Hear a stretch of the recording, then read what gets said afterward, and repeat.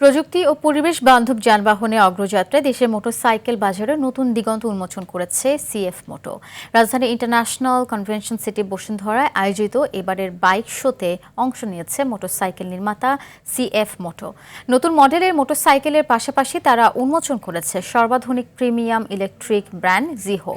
অনুষ্ঠানে উপস্থিত ছিলেন প্রতিষ্ঠানের চেয়ারম্যান মেজবাউদ্দিন মামুন, ব্যবস্থাপনা পরিচালক বুরহানুদ্দিন তানভীর এবং সিইও রেজাউল করিম।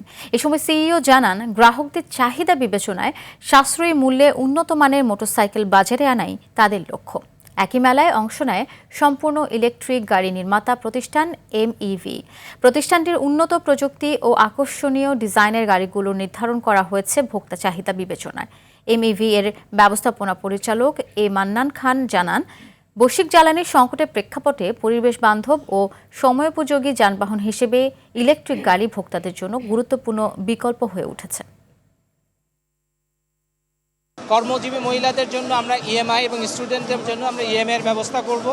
এই যে আপাতত আমাদের ঢাকা ফ্ল্যাগশিপ থেকে ইএমআই এর ব্যবস্থা থাকবে, পর্যায়ক্রমে সারা বাংলাদেশে এটা ছড়িয়ে দেওয়া হবে।